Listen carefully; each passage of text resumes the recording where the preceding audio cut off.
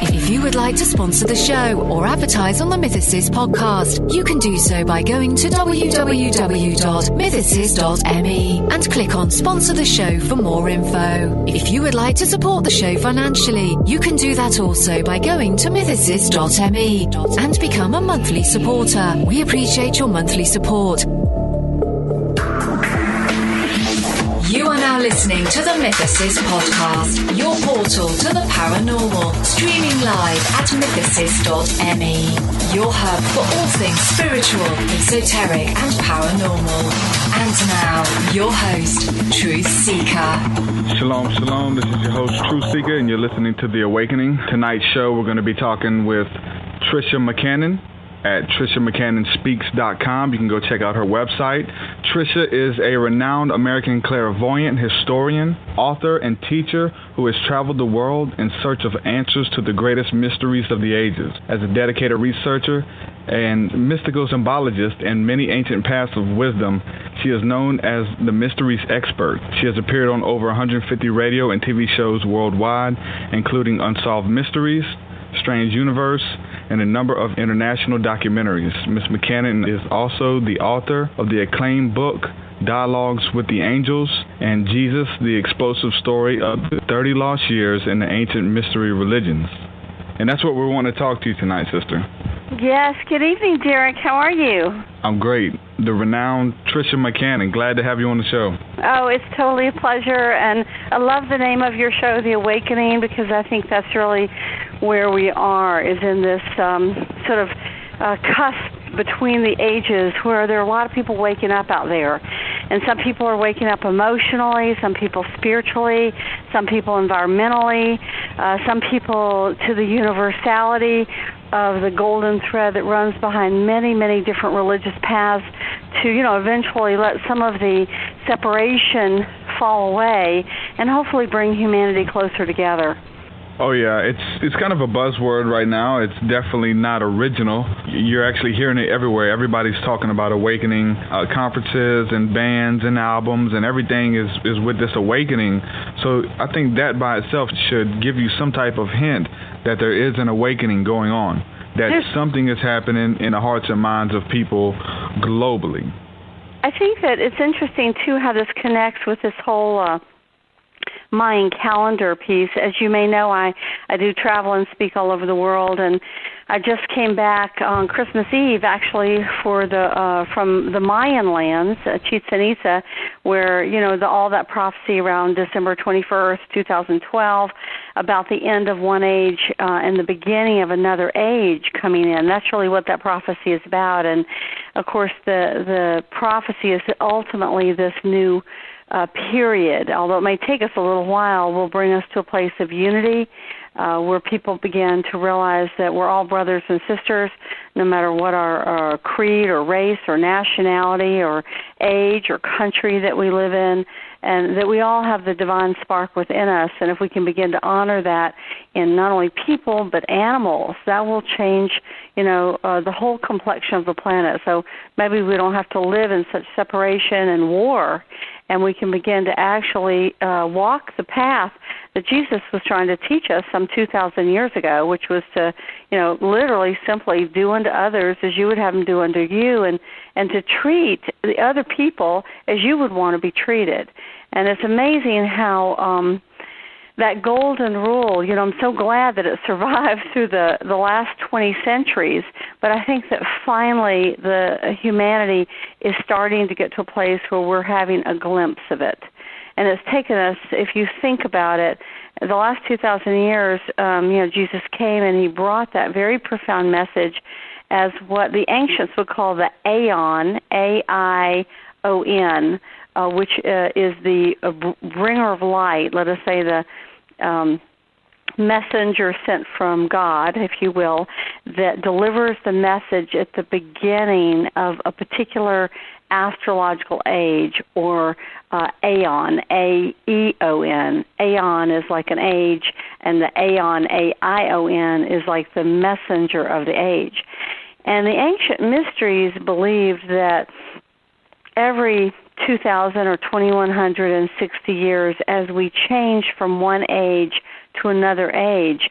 Often these, let us say, profound avatars or bodhisattvas or messengers of light were sent from the higher dimensional levels to take a form down here on Earth in order to basically bring the core message for that age. And as you know, I teach a great deal about the mysteries, and I wrote this 450-page book on Jesus, which took me about 3 years to write that book. I was definitely in the cave in very, very deep levels of research, and as you may know, I got access to some of the 570,000 documents hidden in the Vatican that people haven't been allowed to see for over 100 years. And so that book was a very profound experience for me to write, because it's pretty much all I did waking and sleeping for a 3-year period of time. And it really acts as a bridge between the wisdom of the masters and the ancient mysteries of the past, mystery schools that were around some 4,000 years before Jesus was born and some 400 years after he left the planet, and the wisdom and the beauty and the profundity of who he was and what he really came to teach us. And, here we are at the end of this age, the age of Pisces. He ushered that age in some 2,000 years ago. And now we're sort of wrapping up the age of Pisces, and we are moving really into Aquarius. So we are due for the visitation of one of these profound avatars sometime, in the next 160 years or so. When you go back and you start looking at how these avatars come in, for example, there was a being called Mithra who came about 4400 BC, and he came between the age of Taurus and the age of Gemini. And, if you sort of look back in time, every 2,000 or 3,000 years, we've had one of these, let us say, profound beings come in. And some, if you look over in the Eastern tradition, they would say that Krishna is one of these beings who came at a time when the earth was kind of falling under the spell of great conflict and darkness. And he came to push the darkness back and to bring light to people. The Hindu religion would also say that Rama, much, much, much further back, was one of these profound light beings who very similarly came at a time when there was a lot of darkness on the earth and literally helped to defeat it. And if you look at it even with Jesus, Jesus incarnated at the time of the Romans, and of course the Roman Empire, it did a lot of good things. It brought a lot of roads and services in, but it also brought a lot of war, a lot of conflict, and a lot of a loss of a lot of spirituality. I think that they became very materialistic and very secular and very militaristic. And the Jews, who I think had a great deal of wisdom and for many, many centuries, had really had a lot of their wisdom lost at that time. The Essenes certainly had a lot of it, but the Sadducees and the Pharisees and the Sanhedrin councils that were ruling Judea at that time, they had really lost it. So Jesus came again at a time when there was a lot of darkness on the planet trying to control the minds of men, and instead of defeating it with war or war and battle, because that kind of only lasts so long, he tried to really defeat it with enlightenment and messages that even today we're still pondering the wisdom of. Messages really of love and forgiveness. Yeah, we were speaking off the air about how we're in the Bible Belt. There's a lot of people who are really strong-willed about what they believe. So it's kind of a touchy subject when you bring up the name Jesus and something that they've never heard of in church, something that their pastor has never said. Or have you encountered any hostility, any negative emails or anything in that light about talking about Jesus with different ideas than traditional Christianity? Let me kind of address my background a little bit for our listeners. my dad was Baptist and my mom was Methodist, and we attended both of those churches when I was a kid, but a lot of the politics in the churches that we happened to belong to didn't really seem like people were walking their talk. They could talk Christianity, but they really were very judgmental and very separatist, and seemed like instead of sort of embracing other people and other Christians, they were sort of looking for ways to judge them or criticize them. So, we sort of hunted around. We went to a Presbyterian church for a while and eventually found a wonderful little Episcopalian church. So when I was about 12, and I was confirmed there when I was 13 years old, and so I was raised in a pretty traditional Christian family. And then, as an adult, I have two sisters. My older sister married a preacher, and they're very, very traditional, straight Christians. And I think they're very good people, but unfortunately, similar to the Baptist and Methodist group that we happen to have encountered when I was young, they don't realize that they have sort of embraced the letter of the law rather than the spirit.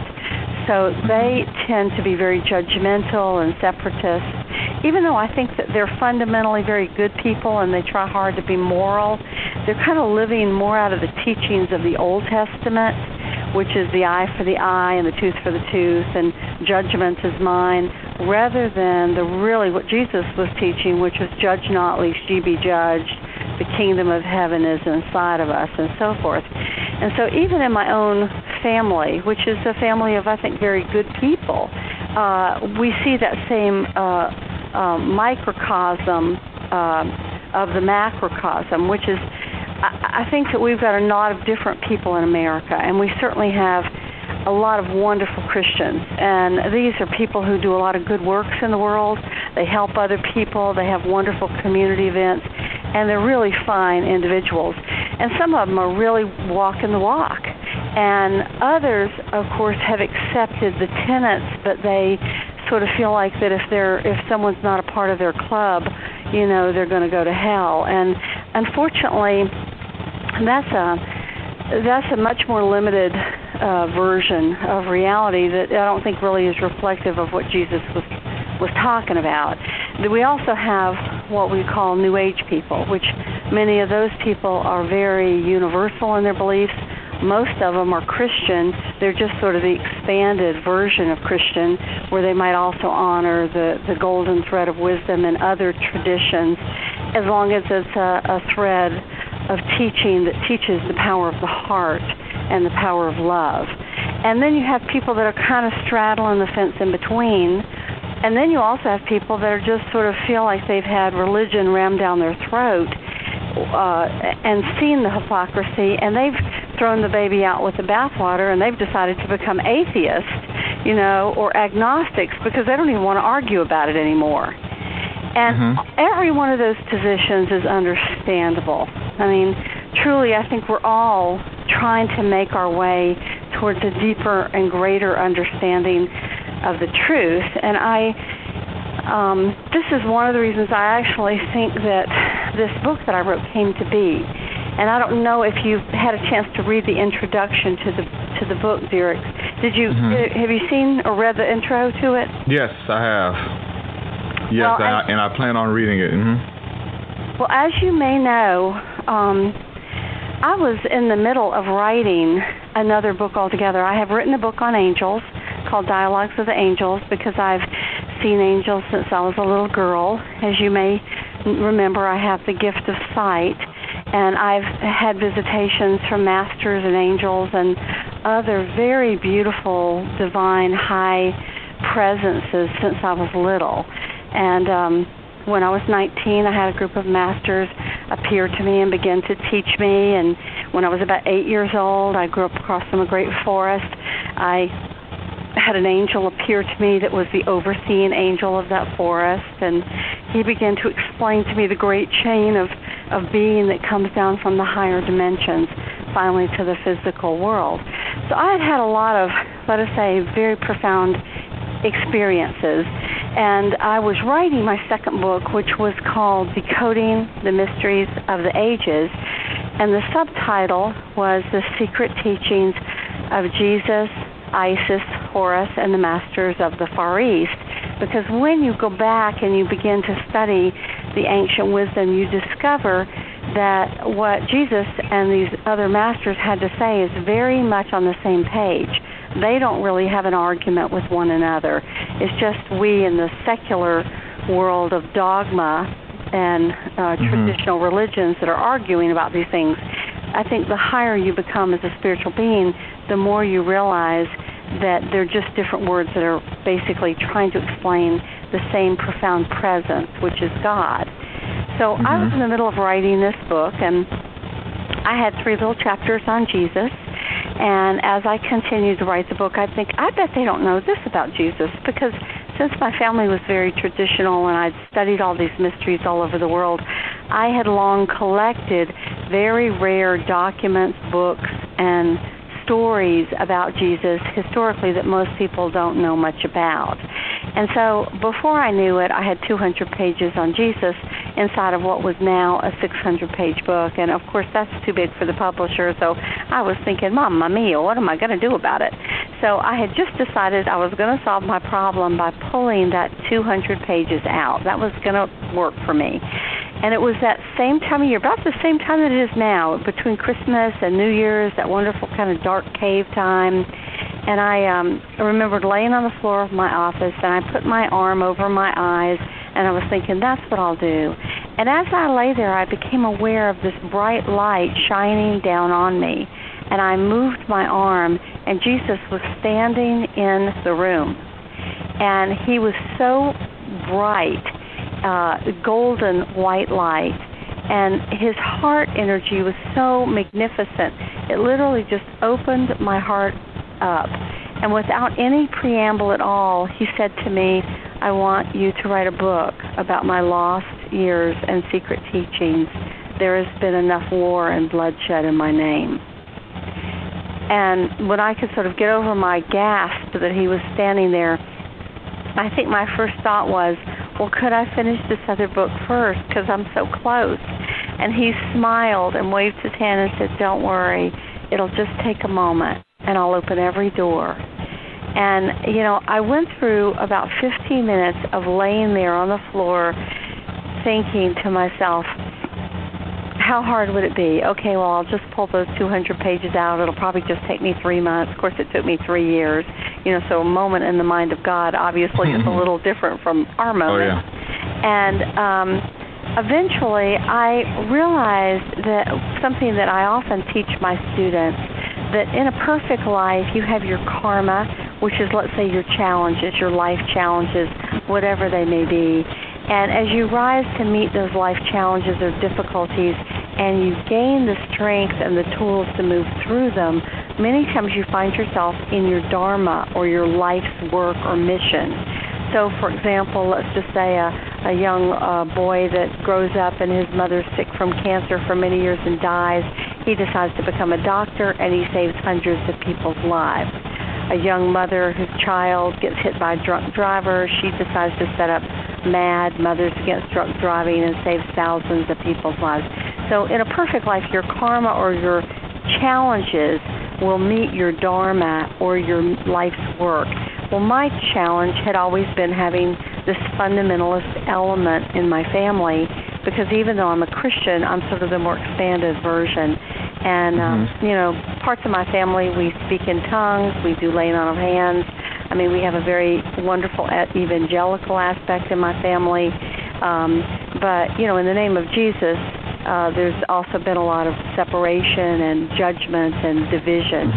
And so I thought, oh, my God, this is sort of, you know, I had initially thought, why would Jesus pick me? You know, I mean, I'm not like a Bible thumper girl. And the very reason, I think, is because I've always loved him, I've studied him, but I've also studied all these other spiritual teachings, and I understand how these streams of knowledge come together. And so Jesus stood over me the whole time, following my every thought telepathically, but he never interfered. He gave me complete free will.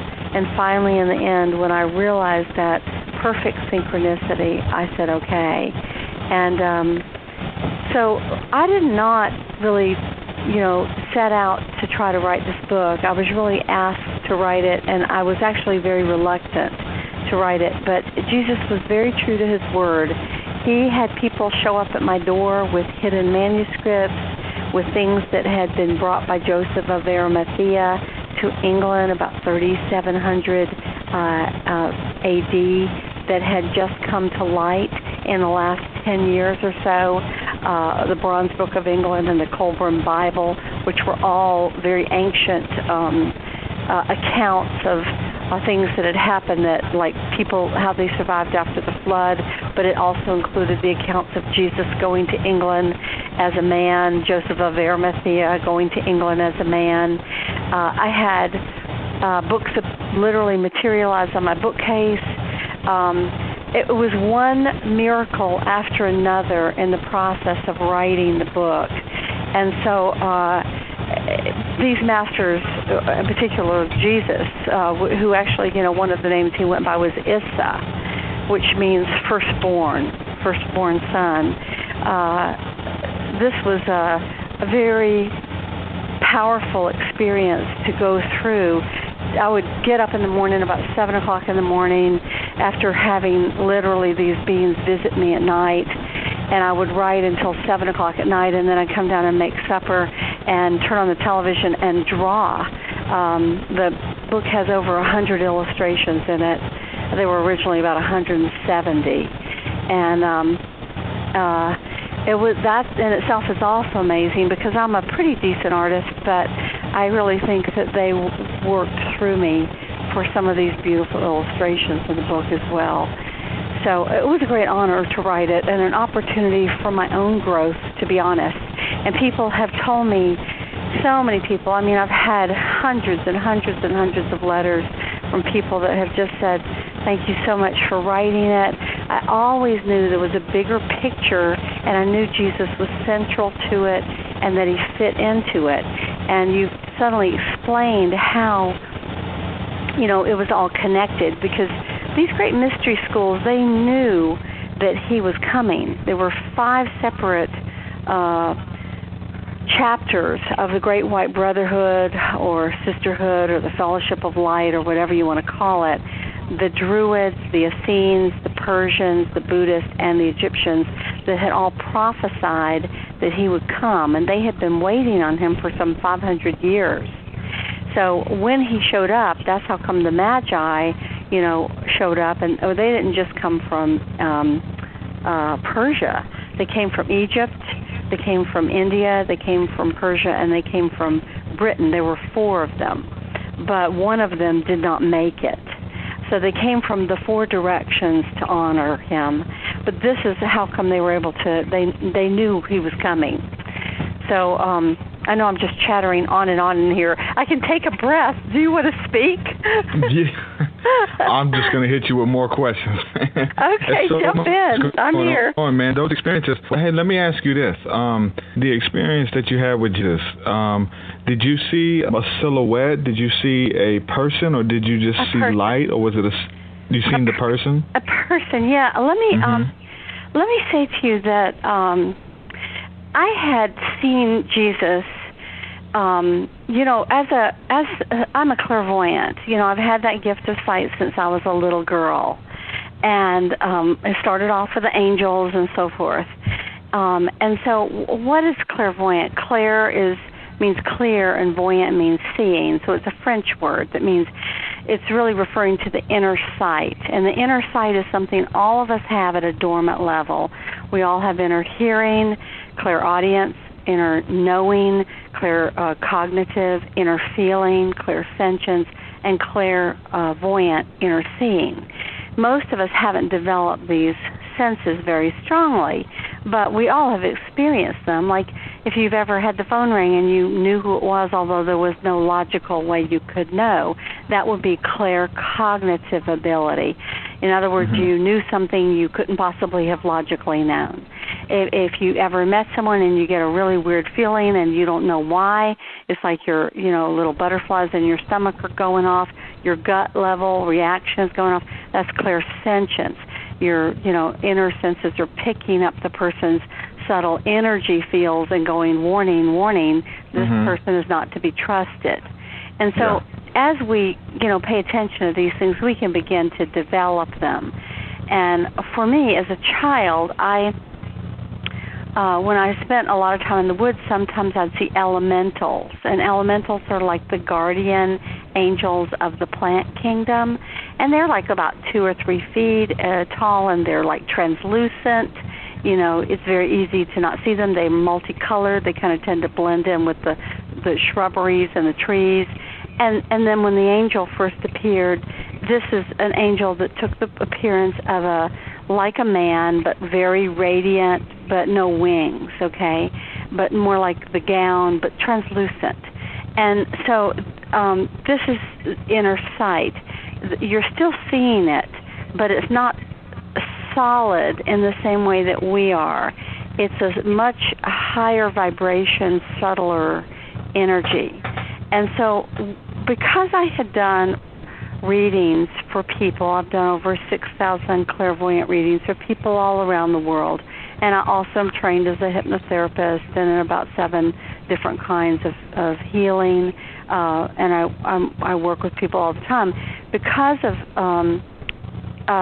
this, I had seen Jesus in some of my clients' past life records. In other words, I would read for someone that was either in the audience when he was on the earth and 2,000 years ago, or they served him dinner, or he stayed at their house, or they were in a crowd when he went by and they heard him preach. So I knew Jesus was real.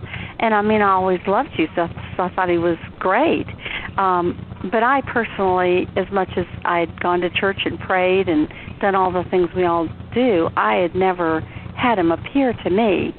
About 3 years before he appeared, the story that I just shared that prompted the book, was the first time I personally had him appear to me.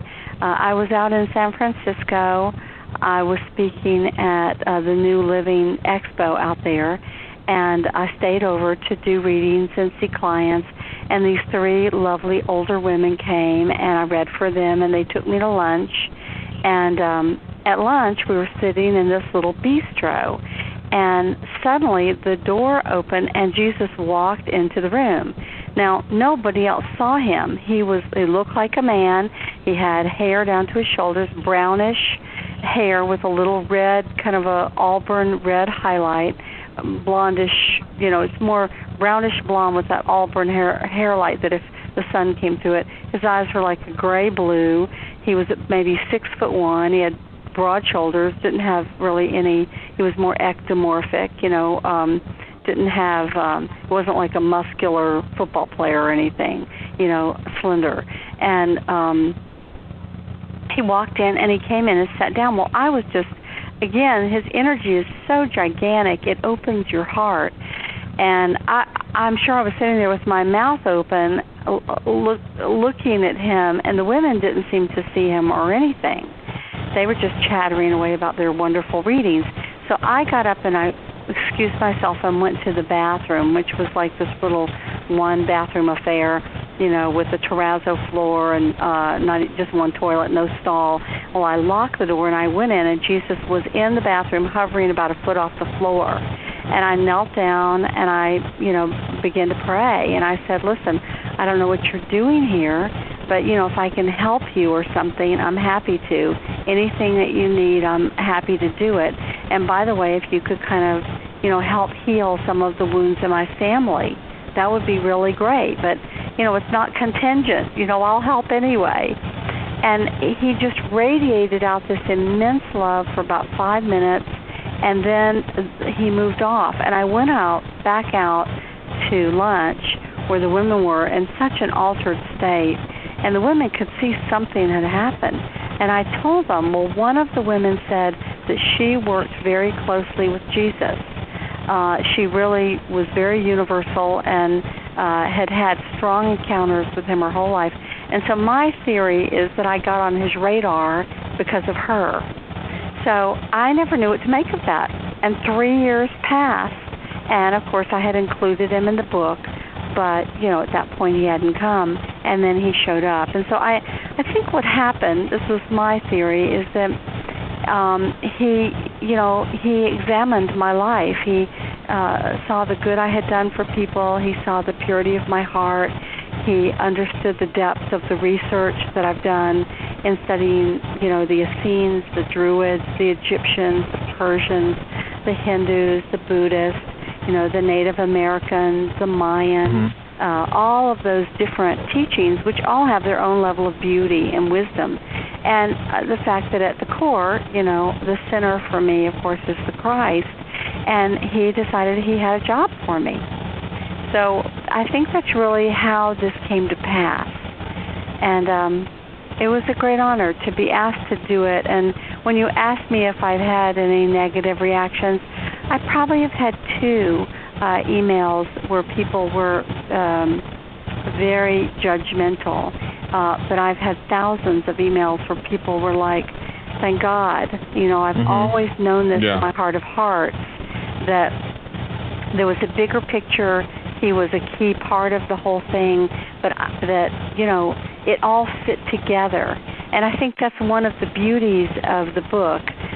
It's Tricia McCannon, and it's Jesus is the name of it, but there's a long subtitle, which is, The Explosive Story of the 30 Lost Years and the Ancient Mystery Religions. And so most people don't even know these great mystery schools existed, and they existed to teach that there is a divine presence that permeates the universe, what we call God, of course, and that the divine spark resides within each one of us. And the purpose of the mystery school was to teach enlightenment and to help individuals to not only live outwardly more moral lives, but to reach a place of a true personal connection with God, and so that they became enlightened. You know, they awakened to who they truly are in the divine plan. And of course, this is, in the end of the day, what Jesus came to teach. I mean, in the Gospel of Thomas, he says, "He who drinks from my mouth shall become as me, a true Christ." When you begin to understand that as much as there is a lot of beauty in the teachings that are in the New Testament, a lot of really important things were taken out. And fortunately, in the last few years, the Gnostic Gospels have begun to be published. And Gospels like the Gospel of Philip, the Gospel of Thomas, the Gospel of Mary Magdalene, some of these have begun, the Gospel of Judas, they've begun to come out and to shed a greater light on something that, if we had been trained in the mystery schools, we would understand that the mystery schools taught about the resurrection of the immortal spirit within, that the soul is immortal even though the body is not, and that what Jesus was playing out for us, if you will, in choosing to sacrifice himself on the cross, was he was literally laying himself on the cross of matter, time and space, and saying that the soul trumps the body. Whatever the suffering of the body is, we as souls can transcend it. We are greater than the circumstances of our birth, of our dysfunctional families, of our confused society. We can rise above it. We can be literally born again to drop the ego and to be born into the world as enlightened souls. This is actually kind of what that means. And in the Gospel of Thomas, he teaches some of the spiritual technology, if you will, that allows this to happen, which if you don't understand the mysteries, it sounds very confusing. But he says when you turn the two eyes into one, that would be the left and the right eye, and you open the inner eye, or the third eye, the clairvoyance. When you turn the male into the female and the female into the male, that would be the left and the right hemispheres of the brain, which are the male and the female, the intuitive feeling and the mental rational. When you turn the two eyes into one, the male into the female into the male, the inner into the outer, and the outer into the inner, then you shall see the kingdom of heaven. So he's telling us about a spiritual technology where we begin to, let us say, pull the Enda and the Pingala, which are the sympathetic and parasympathetic male and female nervous systems. We pull them from the base of the spine, just like that famous caduceus staff that, of course, is the emblem for universal healing. We pull those energies up. They cross 7 times in our chakras, which are the places where the spirit snaps into matter.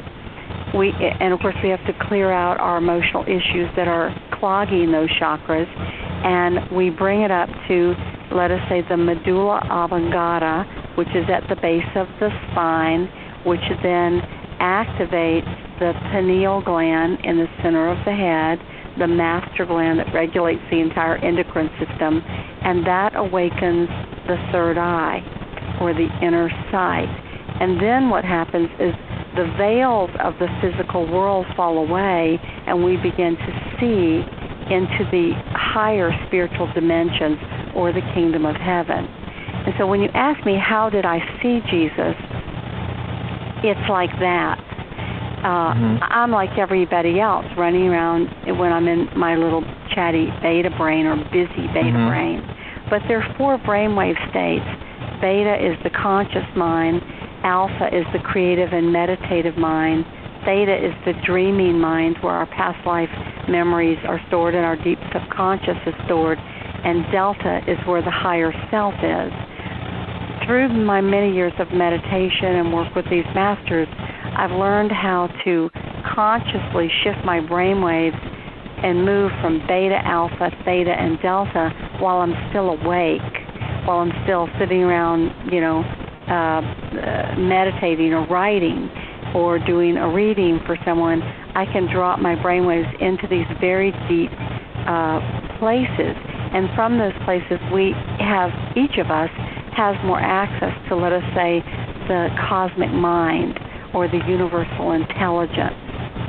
And so because I have that ability, when a being like Jesus chooses to make himself seen, I'm able to see him.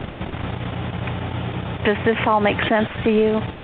Oh, yeah. I mean, it totally resonates with me, because I've had the same experiences, and I've seen what I believe to be Jesus as well, and it was kind of like what you've seen. I didn't see any features, but it was that white, radiant light. Basically, whenever I closed my eyes, I was blinded by radiant white light, and I felt the energy, and I kind of felt the same message which he gave you, which was basically his heart for his people, his broken heart for his people, that his people are going astray, and he wants to bring them back to themselves and bring them back to him, because we're made in his image and likeness. And that's what it was for me whenever you say that. One thing I was wanting to ask you, you were talking about through meditation. I've had some experiences as well, definitely not a master. But while I was meditating, I had the similar experience that maybe I was being examined or watched while in a state of meditation by a benevolent being. I don't know if it was an angel or what. Do you have any information on that? As far as, does that put you in a state where you're able to see them more, to actually be in tune with them? Yes, I think you're exactly right, and you said it very well, in tune with them, because I mean, if you think about how the universe is constructed, the masters that I study with, from so long ago, they say that the 3 purest ways that we can experience the divine are love first, sound second. In the beginning was the Word. Of course, that's in the Bible. And light third. And so they talk about how the sound, which now physicists call phonons, I think that's very cute, turns into the light, which physicists now call photons, and the thing that connects them is called gluons. I think that's also adorable. But this is what, of course, the masters have been telling us for years, and science is now corroborating, is that basically the vibrational energy steps down from the higher vibrating frequencies to the lower ones. And that underlying vibration, which most of us only hear maybe in meditation or when we're going to fall asleep or when we're children, it's kind of the sound of silence, that at every dimensional plane there is a vibration underneath it. Like on this planet, on this plane, it's like almost like the sound that the seashell, when you put the seashell to your ear, the sound of the ocean. And so the reason we all see each other and are able to interact with one another on the same level is because everything's vibrating at cellular level in the same frequency. However, if we sped everything up, we would, if everything moved up, obviously we'd probably move up to the fourth dimension, and we'd all see each other in the fourth dimension. But the third dimensional people wouldn't see us. This is how it is with, even with ghosts, for example. Ghosts are people that have lost their physical body, so they're not interacting in the third dimension very well, but for some reason they didn't go on into heaven or into the higher worlds like they should have. They got stuck down here in their astral body, so they're floating around. Most people can't see them, most people can't hear them, and they're very frustrated. And so, they can't, of course, get out of that state, especially if there's someone like me or you that can perceive them and help to call in angels to open up a portal of light to give them, let us say, a train back home, back up into the heavenly kingdoms because they missed the first train that came through. So when we begin to talk about meditation, what meditation does is we drop from our busy little beta brain into alpha, and then, of course, the longer we do it, we can even get into theta. And in alpha and theta, instead of having a really limited consciousness, we begin to expand our perceptive ability. We begin to see beings that are vibrating at a higher frequency in the fourth or the fifth dimension. And they're angels that are, of course, assigned up and down through all the dimensions. But just for our listeners, the grid I work on that the masters taught me so long ago that I've, experientially can verify is that there, let us say, 12-dimensional planes. 12, 11, 10, 9, and 8 are what we've called the higher worlds. These are worlds beyond time and space. These are worlds it's hard for us to even conceive of. And then there's 7, 6, 5, 4, 3, 2, 1 in the time-space worlds, and we're in the third dimension. Now, at every dimensional level, as it comes down, it gets denser. And as it goes up, it gets less dense. And so in this dimension, for example, there are 48 laws of physics that must be obeyed, like gravity, for example. So, unless you have achieved a certain level of mastery, you don't know how to levitate. But yet there are people who can levitate. There are masters that can levitate. There are people in transcendental meditation that somehow are able to levitate. So, of course, I don't know how to levitate, but we can see that some people have achieved that. The same thing with some of the powers that you hear of that the yogis have, or that the Filipino healers have, where they are able, and they're all Christian, they put their hands to people's bodies and are able to do surgery that way, and then they close up. Now, I'm sure there's some that are charlatans, but there also are many that are very legitimate. And how are they able to do that? Because their hand begins to vibrate at a higher frequency. It's able to pass through matter, and then it's able to come back out. So, there are actually spiritual laws and laws of physics that run the universe. In the fourth dimension, there are only 24 instead of 48 laws, and so consequently, telepathy is normal. It's business as usual in the fourth dimension. In the fifth dimension, there are only 12 laws. So in the fifth dimension, you can think where you want to be and literally just teleport yourself through thought. So as we move up, it gets lighter and lighter and lighter and lighter and less dense. And time becomes more fluid.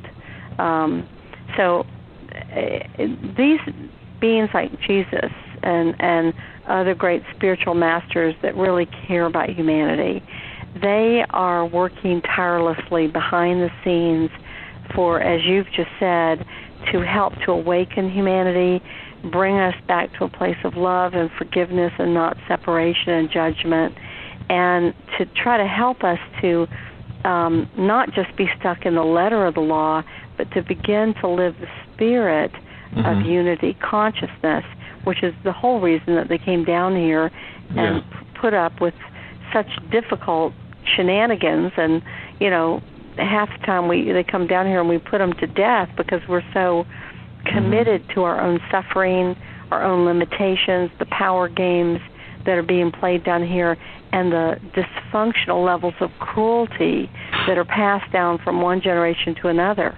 And so they're trying to help us break out of these kinds of limited ways of thinking and responding.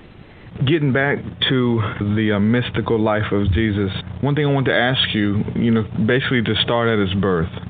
I know you have a lot of information, you've got a lot of research.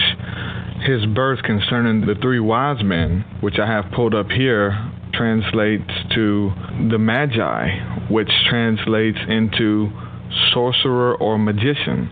The three magicians who came to his birth, who seen his star in the sky. Can you tell us a little bit about that? Right. We have to really start really looking at this all in a little different way. Magi does come from the word magician. And magician, if you really write out the word, is like imagination. An eye mage. A mage is a wisdom keeper. Wise man. Yes. And so they were certainly priests, astronomers, and astrologers. Astronomy and astrology were connected with one another, astronomy being the physical study of the stars, and astrology being the study of the subtle energies or electromagnetic energy fields and how they might affect not only the cycles of time in terms of humanity's awakening or slumber, but also individuals. So as I talk about in my book, there were specific dates that the Magi or the astrologers were looking at that were very potent possibilities for the birth of a great mystical king, not just a secular king, but a spiritual king. And the way my book is organized, it's really pretty easy. It's 5 sections. The first one is about the mysteries, just 2 chapters about that, what they were, how they taught, how they were structured, and how they encoded their wisdom in a hermetic symbolism, which is symbols like the cross is a hermetic symbol, and the dove for the Holy Spirit, and the eagle for the great Father, and the lion for this great Lion of God, the one who has the courage and lives in the heart. So these are hermetic symbols that we know in Christianity, but they taught those symbols, but many, many more as well. So I introduced the mysteries, and then we have a section on when was Jesus really born and how this was connected with history and the wise men, and if he was born on certain days, what was the significance of the astrology, how would the Magi have interpreted it. And then, of course, we go to his time with in Egypt when he was young, and of course most of us have been taught that Egypt, we've been made to think from all of our beautiful Christmas cards that, Joseph and Mary were poor and, traveled on a donkey to an ignorant land. But actually, Alexandria was the New York City of its day. It was incredible. I mean, everybody was there, the wise Jews, the Egyptians, the Buddhists, the Greek philosophers.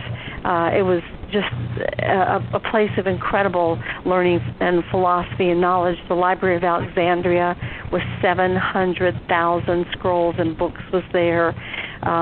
Classrooms that seated 5,000 people, phenomenal. And that's, of course, the basis of all universities, is the Library of Alexandria. That's where universities began, was there. So that's where they went, and there's a section on that, and then a section on his time with the Essenes from age 8 to 13, and how the Essenes, most of us don't know this, taught angelology. Jesus himself taught about 14 different kinds of angels, 7 male and 7 female, and how we could begin to connect with these angelic presences. So then the third section is about his time in England when he was 7. He went with his mother and also Joseph of Arimathea, his uncle, briefly for maybe 6 months. He wintered there, and then he went back when he was about 14 and spent a year or two. But he was so advanced that they went on and sent him to India. Mm-hmm. So I have 2 chapters on India and his time there, 2 chapters on Persia and his time there, and then the last section is, of course, about the 7 years where he studied in Egypt. And, you know, in traditional Christian thought, we were told that he started his ministry at 30 and ended at 33. But that is not really right. The reason we believe that is because Luke, who did not even know Jesus, by the way, said that he appeared to be, you know, a comely man around 30 years old. Luke came along like Paul or Saul after the crucifixion. He wasn't part of the original apostles. And I'm sure Jesus did look young because of his meditating. But if you study the Gospel of John, I love that particular Gospel, there's a whole passage where Jesus is teaching some Jews, and he says, before Abraham was, I am. And the Jews say, man, are you crazy? You know, you're not yet 50. Well, you know, you might say that to a 40-year-old or a 45-year-old, but you wouldn't say that to a 30-year-old. So, in fact, this was one of the arguments among the early church fathers that said that they knew that Jesus was, you know, probably in his 40s when he died. I think he probably he could not have started his ministry before about 37 or 38, and it probably did last 3 years. So he could have been 41 or 42 or something like that. But it was a very powerful experience finding all of these hidden historical references, and I have 7 that place him in Egypt, including documents from Herod himself and testimony from the Sanhedrin High Council, from Caiaphas, the high priest, that, of course, wanted him dead. And he talks about how he had studied in Egypt. So Egypt, if you think about it at that time, there were 3 major places where the people who wanted to really learn went. They either went to the Greek mystery schools, the Eleusinian schools, they went to the Egyptian mystery schools, or they went to the Druid mystery schools. And the one exception for that would be people who studied with the Essenes.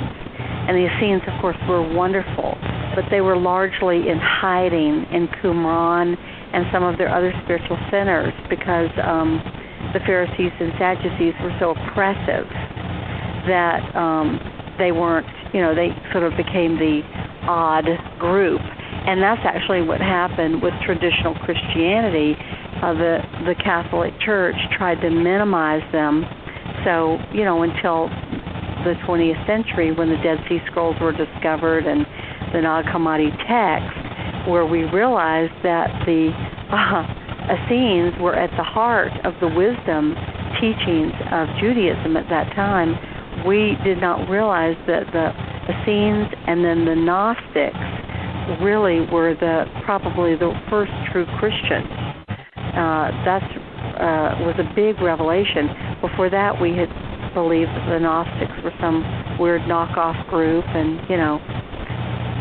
so Jesus was really incredibly knowledgeable. I'm sure he spoke many different languages on top of that.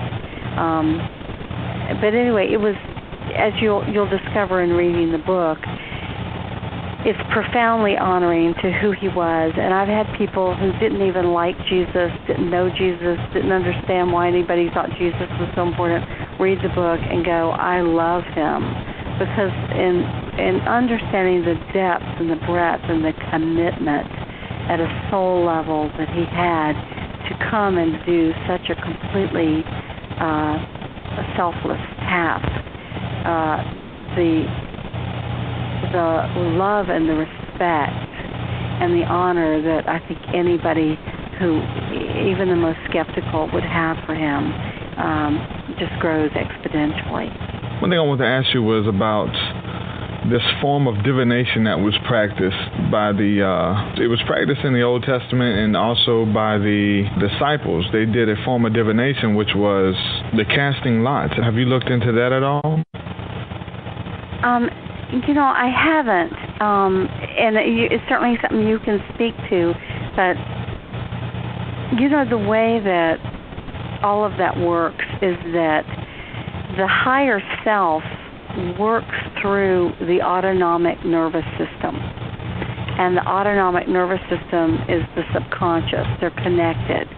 So when you, whatever it is, cast runes, cast lots,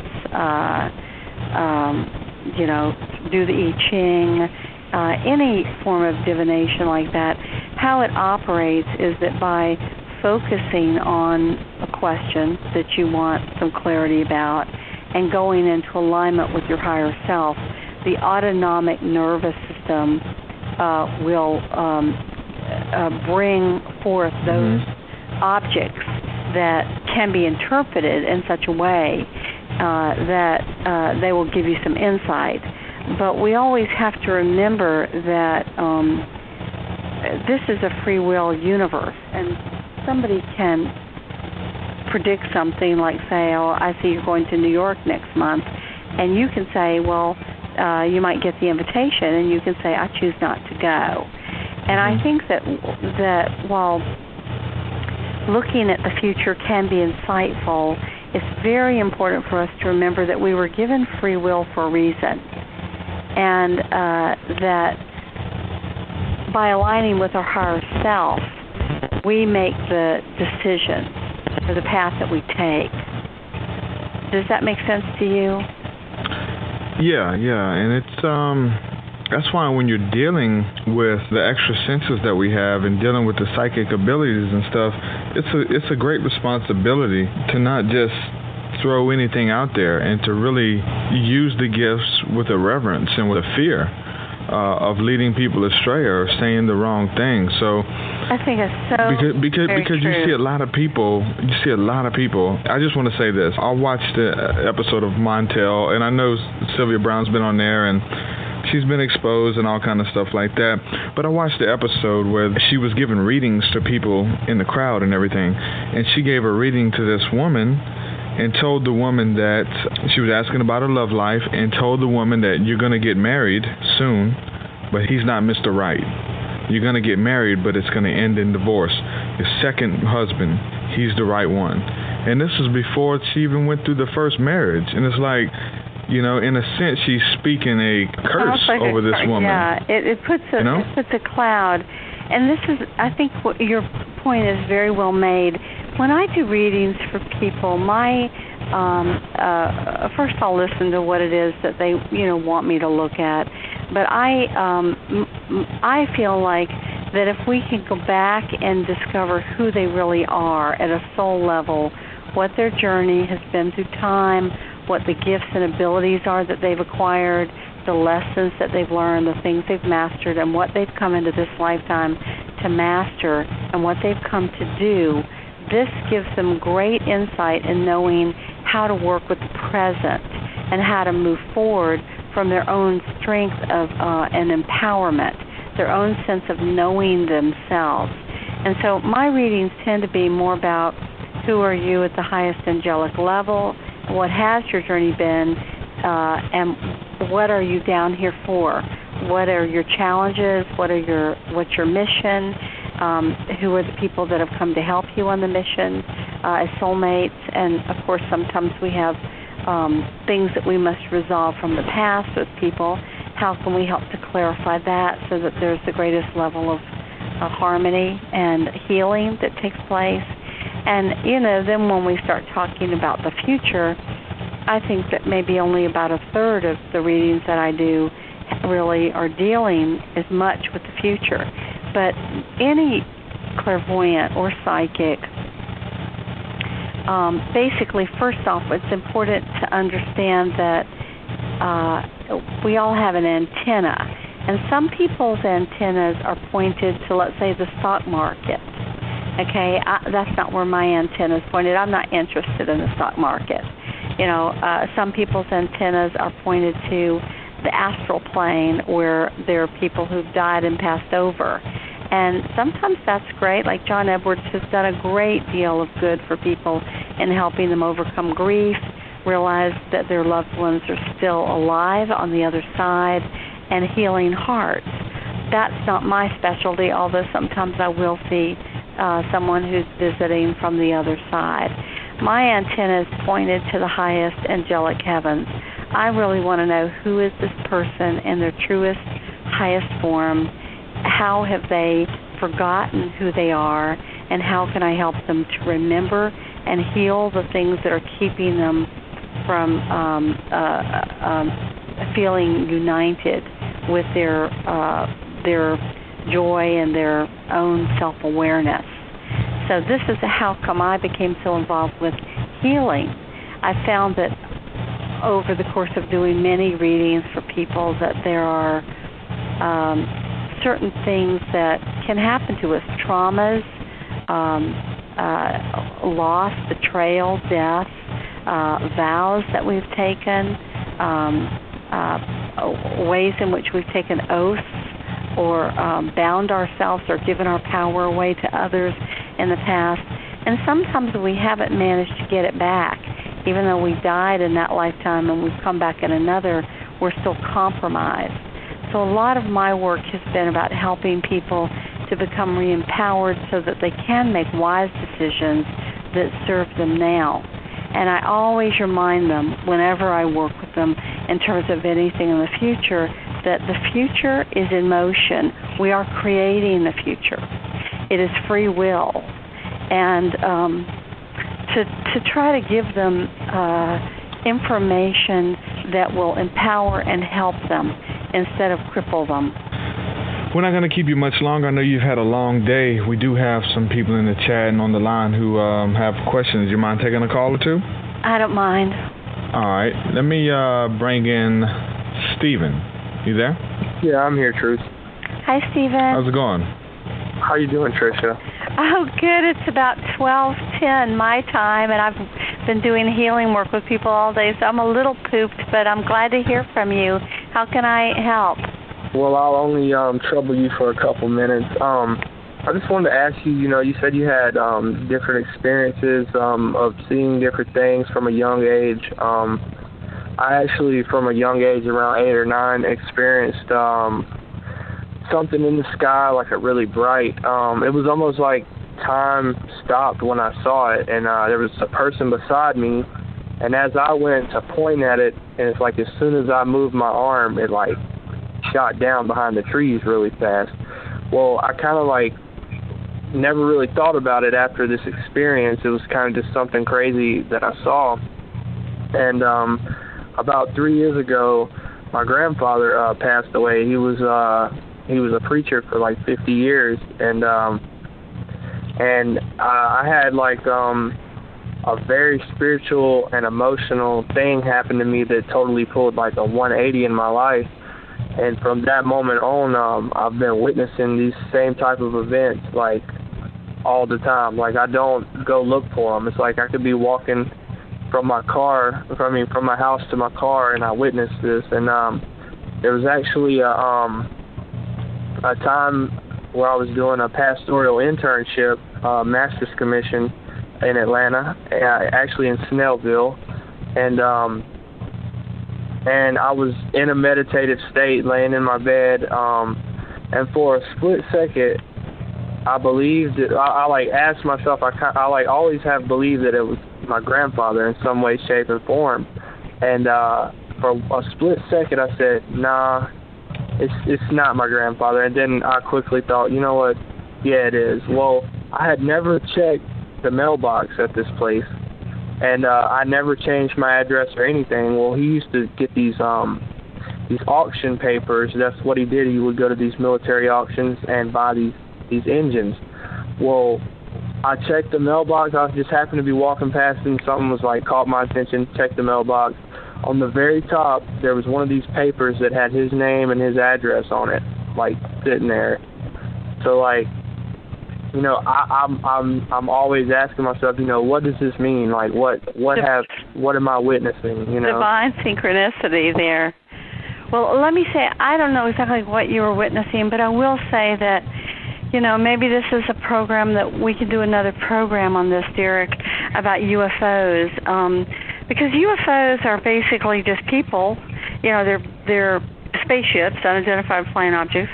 I mean, sometimes they are weather balloons and meteors, but, you know, most of us know the difference between a weather balloon and a falling meteorite and a something that does what you're talking about, which is zipping around behind trees and, you know, defying gravity and things like that. And the UFO phenomena is a big one. It's one I've spoken on for 30 years. I've seen those ships since I was a little girl. I've seen them in broad daylight. I've seen them at night. I've seen them with other people present. I've seen them when I was alone. And many of them are very benevolent beings. They are beings who are also interested in us not blowing ourselves up. They're not interested in us destroying ourselves because this is a incredible planet. And now that we have atomic and nuclear weapons and power plants and things like that, we could have some worldwide disasters if we don't watch it, like what happened in Japan with the meltdown of that nuclear power plant and all that radiation. Imagine if we have a pole shift. Imagine what will happen.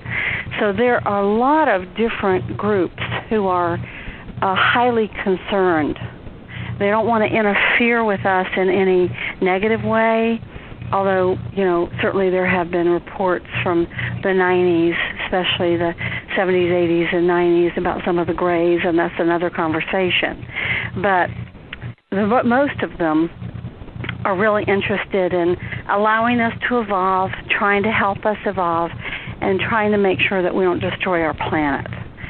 So I don't know if that's what you saw, but the way you describe it, it could have been.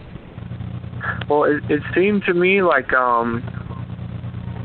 well, the first time I happened to see it, it could have very well been, you know, like a ship. But a lot of the other times, it would be like after we just came out of like a real spirit-filled service. I mean, and it's really low. And it's not moving really fast or shooting off. I mean, like, and it just so happens there's been more than 5 occasions that there would possibly be somebody beside me, and they were open to the fact, but had never witnessed anything like that, and I'd already like spoken to them about it, and then I would be like, well, that's what I was telling you about right there. Look, and let me ask you something. Were these orbs or these like radiant disc, or what's the shape? These were like orbs, but it was like a flame, like a white flame, and I mean, to me it looked more like of a being, like an entity, to be honest with you. Oh, how interesting! How big? I mean, being in the sky as big as I saw it, it's got to be huge. I mean, either that or it's lower than I can tell. Well, first off, I love this story. I love this, and I thank you so much, Stephen, for sharing this story, because if you're seeing them, it's possible that others are. And I think that this gets into a bigger conversation about what's actually happening with the planet. You know, how I was talking about how the different dimensions are stepped down in vibration. Well, everything in the lower world, the worlds of time and space, move in a spiral. The atoms, the solar system, the galaxy, the way our hair grows on top of our head, it all moves in that golden mean Fibonacci spiral.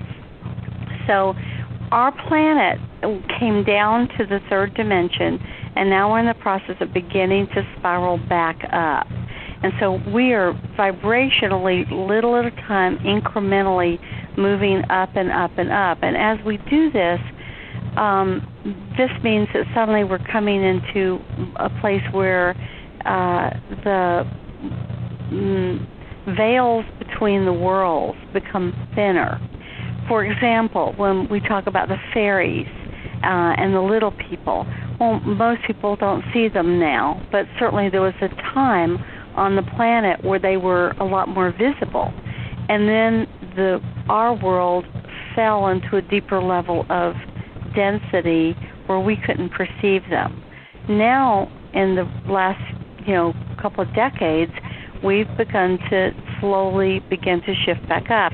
And I know many people who have actually seen these little beings that are like, 2 feet, like 6 inches high with wings and so forth and so on. And, are they just all delusional? Well, they don't even know each other, and they all have different stories. So as the veils become thin, we begin to perceive that humans are not the only intelligent life force on the planet. There are other beings that live here. They just vibrate at a little higher frequency. When you get to angels, angels are on assignment through all of the dimensions. So whether you saw really an angelic being, and angels can appear in any form, they don't just look human. At the higher levels, they're moving geometries of frequency and light. And as they come down, sometimes they'll still appear that way if you can perceive them. But because we're seeing through our filters, a lot of times they'll accommodate us to appear human for us. Yeah. And on that same note, I've also witnessed a lot of, on the darker side of things, huge dark beings. You wake up with something on top of you and you can't breathe, you're scared to death. I've witnessed things on the bad side of things too, and I guarantee you 4 out of 10 people, if there was 10 people in a room, if you tell them a story of you having a between awake and a sleep dream of something like that happening to you, that people have witnessed and done the same things, like without even knowing it. There's people around you that have witnessed what you've witnessed. They just are too scared to talk about it because they're scared that they'll be called crazy or, Well, I love that you say that. I've found that same thing to be true. And let me just again try to put some perspective on this. In the lower worlds, there is always contrast. There's dark and there's light, okay? But when we come down in the 6th and 7th, there's no, let us say, evil. In the 5th dimension, where the soul acquires an ego, it can choose to follow the path of love or follow the path of power. And the souls that follow the path of power many times get caught in the power, and they fall away from love because they become invested in the ego. And in order to love, you have to surrender the ego. Now, ultimately, God is both love and power. So we all have to ultimately choose love and choose power, but in the right balance. If you pick power without love, you become a tyrant. If you pick love without power, you become a doormat. But always the path of love, eventually it'll bring you around to where it has to do with empowerment. But having said that, there are beings of light and dark in the 5th, the 4th, and the 3rd dimension. In the 5th, the masters of light and darkness stay pretty separate from one another. And the dark ones try to, deal with seduction because they have to honor a certain level of free will. So they try to seduce. The light ones basically have to honor free will, and so they respond to invitation, which is why, when you begin to work with the higher light beings, the first order of business is always to set your energy field. I always do a prayer where I'll say, so at this time and in this moment, we call in the energy of the Christ consciousness, and I imagine it coming from the sun like a column over me. and I ground it around me in 360 directions at all dimensional levels. I ground it down into the earth as a protection. And you can call in whoever you would like, Buddha, Mother Mary, Jesus, whoever you would like, but it's the Christ energy field. So the first order is always protecting yourself. And then you can say, I invite in my angels and my masters or guides, the highest level beings that radiate or resonate with the Christ field. Because all the higher beings resonate with the Christ field. They know what that's about. The dark energies can't stand that field. They're going to leave.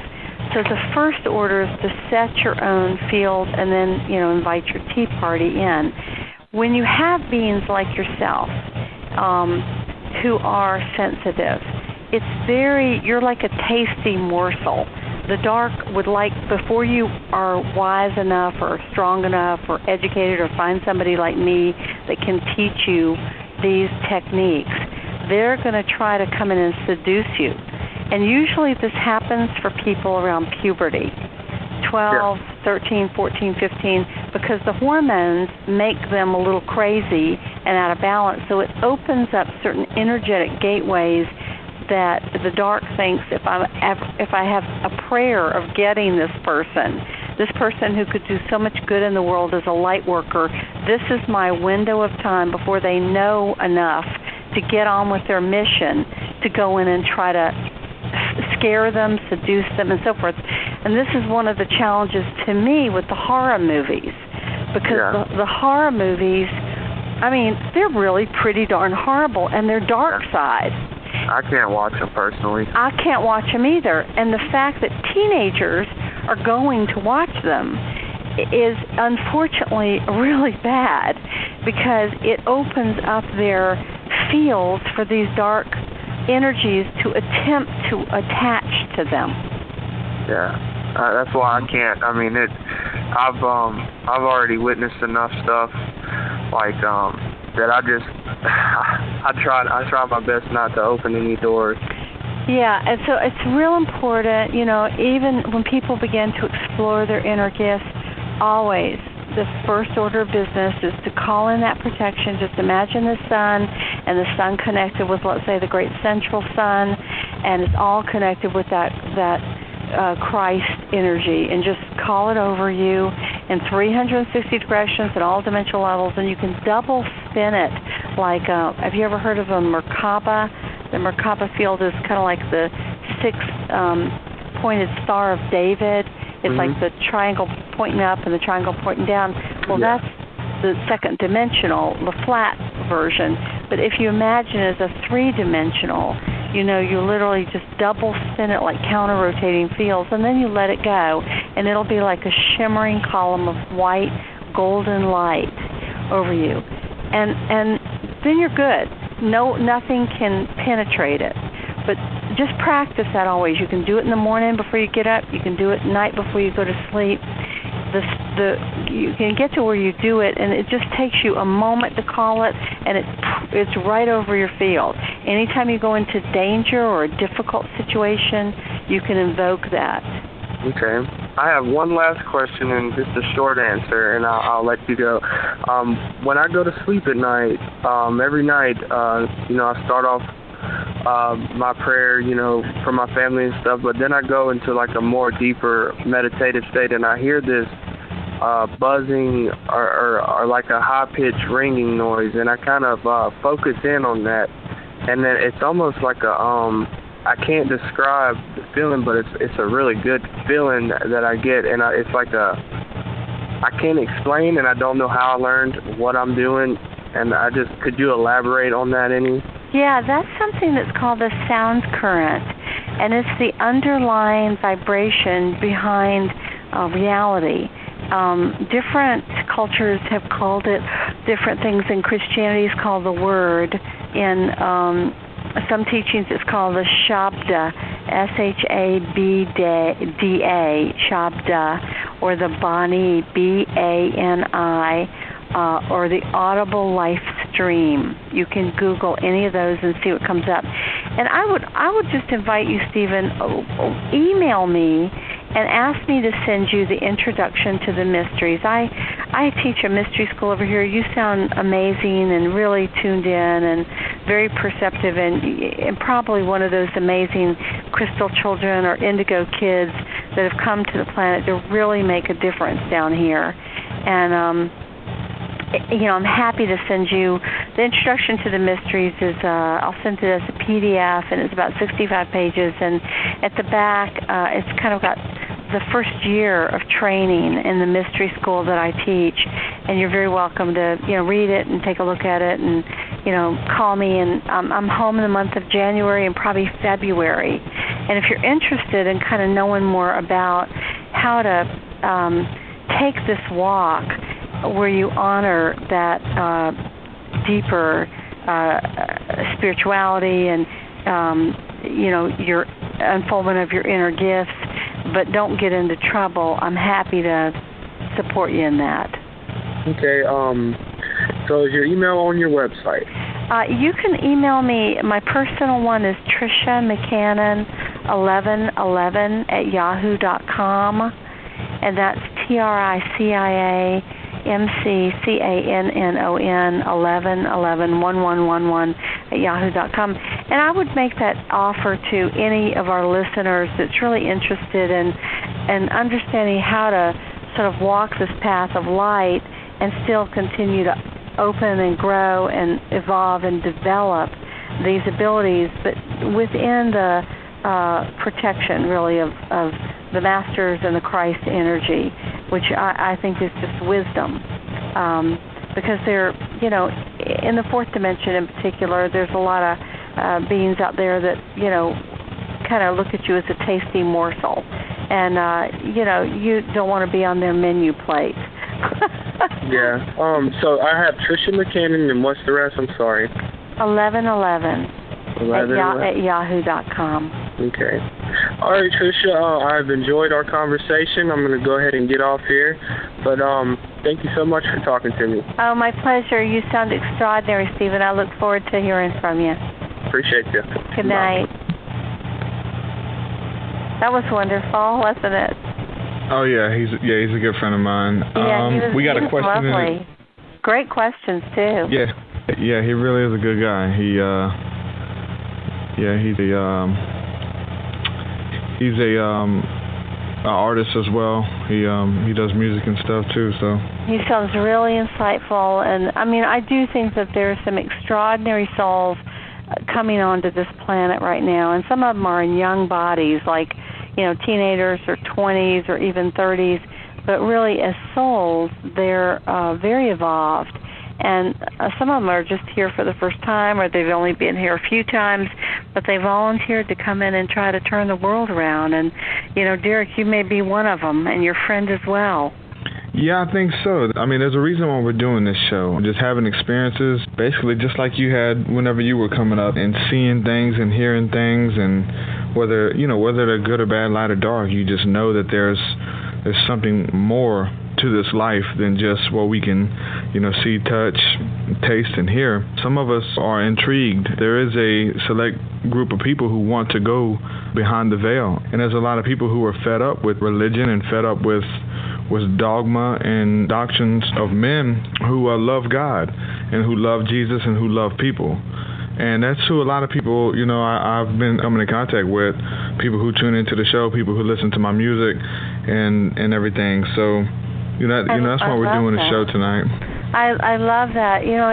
That first book I wrote, Dialogues with the Angels, which sort of starts off with those elementals and the angels and then the masters and their teaching and defining the dimensions and teaching people how to soul travel and the difference in soul travel and astral travel, which, if you have a choice, you always want to do soul travel because you've got a lot more flexibility in terms of not just being limited to the astral plane.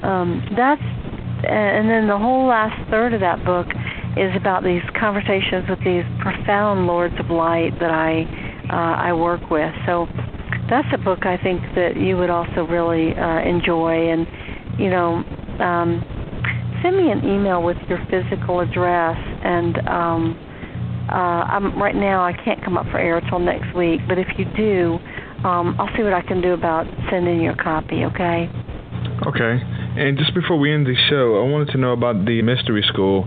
Do you guys meet regularly, or do you just hold events? Or what all goes on at the Mystery School in Atlanta? Well, it's called the Phoenix Fire Mystery School, the Order of the Eagle and the Dove. And, of course, all those Phoenix, Eagle, Dove are all Hermetic symbols. The Phoenix for the Christ, the Eagle for the Divine Father, the Dove for the Divine Mother. And I've been teaching it for about 7 years here in Atlanta.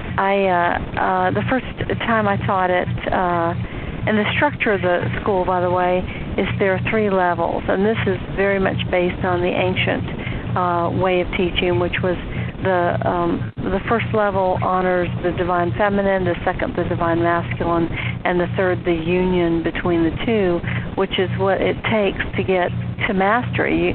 If you don't have the male or you don't have the female, you can't, get to that place of mastery. So we have to have it all. So I've only developed the first 2 levels of the school. The first level is 12 weekends long. And I'm probably going to be starting a new class in February or March. So this is something we can maybe you can call and talk to me about. I'll send out a newsletter about it probably in the beginning of February. But it's 12 weekends. And if you were in Alabama, you could just come over for the weekend, which is great. I've had people from as far away as Santa Fe, Ohio, Florida, Tennessee, North Carolina, Alabama, all of that come for it. And the first time I taught it, I only developed 30 or 40 pages for each weekend, and the second time about 60 or 70. And finally, this last time that I taught it, I developed a whole series of online classes that are between 100 and 180 pages. They average about 150, and it's teachings, gorgeous images, processes, exercises, meditations, all of that. And I did that because I had a lot of people calling me from Canada and Europe and New Jersey and San Francisco, and they were like, do you have an online class? And I had to say no. And so I'm in the process of having a new website designed. So hopefully in the next couple of months I will actually get those up online. But I've been having people, since I was on Coast to Coast last January or February, I've been having people from all over order them. So basically you would just write me and say, please send me the introduction to the mysteries. I'd send that to you. And then it's got an overview of all 12 classes in the back. And if you decide that you want to study, you can certainly study at a distance. You're so close, however, when I do decide to begin to teach in person again, if you wanted to, we'd be thrilled to have you or your friend Steven. Well, I have to say I've loved doing your show. And next time we'll do it for the whole 2 hours. We just have to do it when I don't have class. I have people who fly in from all around the world to work with me, and where I can do readings on the phone with the clearing work, I actually have to have the person's physical body. So I have a really wonderful client in from Texas that'll leave tomorrow night. So I know you've been running all day, so we definitely appreciate you for coming on the show. I know you've been running, and I actually just got in the house right before we punched you in, so I've been going all day too, working. Oh, great. But, I'm glad you still got a chance to do it. So. Well, maybe next week, when my clients left, we can have a chance to talk off the air, and I'd be happy to do another show and do the full 2 hours. We just kind of have to time it where we're both, a little less pushed for our crazy time. Certain days. Well, I appreciate you calling in. There's somebody in the chat room, Michael 008. He's asking if we have any suggestions about how to let anger go. Somebody replied and said to forgive. That's the best way, I would say. Michael, if you want, you can contact Tricia at her website, TriciaMcCannonSpeaks.com. And you can also contact me on Facebook. Anybody listening who needs prayer or needs just somebody to talk to, hit me up on Facebook, facebook.com/TruthSeekah, Truth, SeekAh. And I'd love to pray with you guys and give you guys some insight if you need it. So definitely hit us up. Thanks again, Tricia, for coming on. We're definitely going to have you back. Oh, it was totally a pleasure. And, I love that simple answer to forgive. Sometimes we have to get a baseball bat and beat up some pillows to get our anger out. But at the end of the day, it does come back to forgiveness, doesn't it? We're definitely going to have you back on. It would be my pleasure. And ask him that.